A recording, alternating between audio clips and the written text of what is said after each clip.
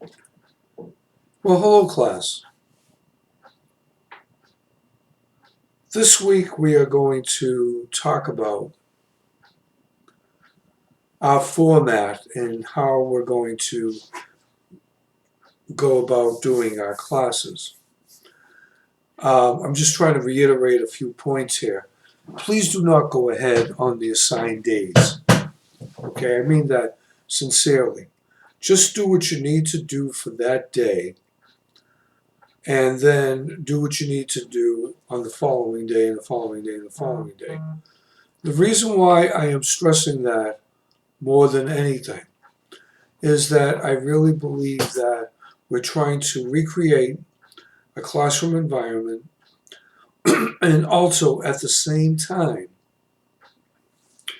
I don't want you to get too overwhelmed knowing you have most of you a full load with four other classes to take care of in different formats. I'm trying to make this as painless as possible for you to get through the classes. So basically, on Mondays, Wednesdays, and Fridays, you'll have your reading, listening, and viewing. Tuesdays and Thursdays, you're going to have your DQs. Usually, Friday is a wrap up of the week and maybe another learning objective that I'm throwing in there. And Tuesdays and Thursdays are just testing you on the DQs. Now, some of the other items that aren't being tested that I go over on Friday, okay, more than likely you'll be able to manifest them in your final if you choose that. Don't worry, once you read the final, you'll understand why.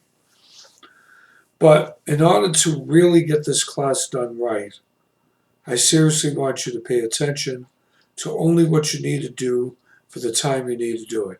I can't stress that enough. And make your DQs meaningful. That's really important. Okay?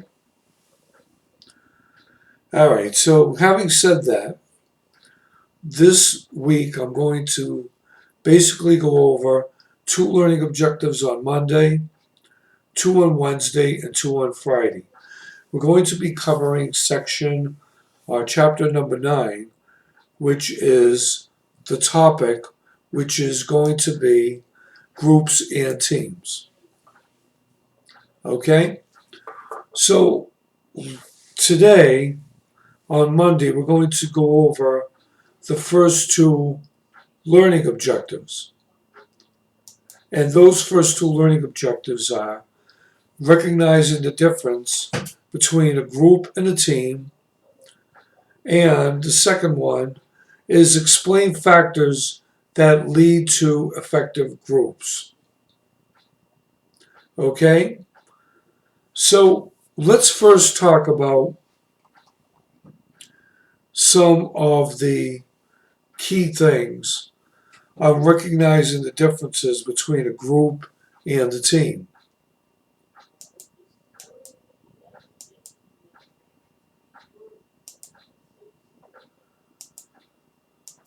Okay.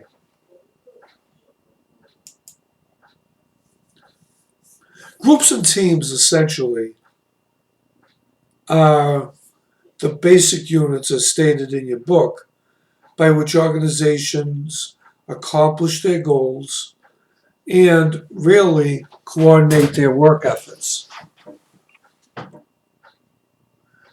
And people coming together often synergize, and they synergize in a very effective way.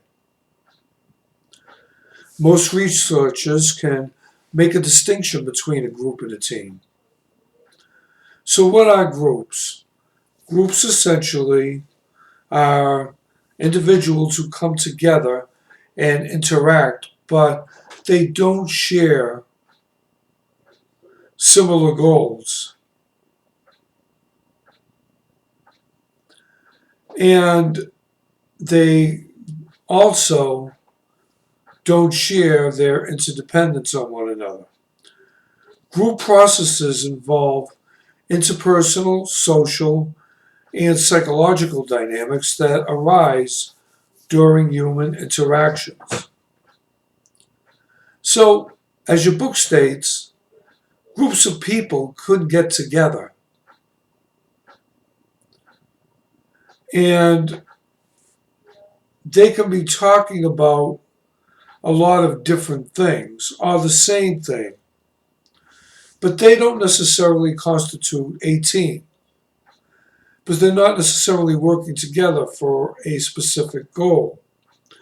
Teams work toward accomplishing goals, and they have certain roles on that team. They have certain tasks in accomplishing those goals. As your book states, members of a team depend on each other, and a lot of them must work together and hold shared responsibilities.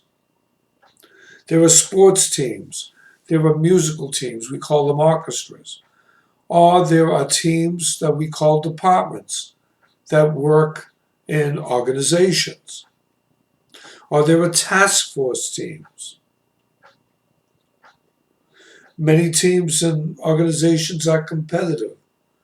They work among different areas, but they all have a special expertise in accomplishing a goal or task.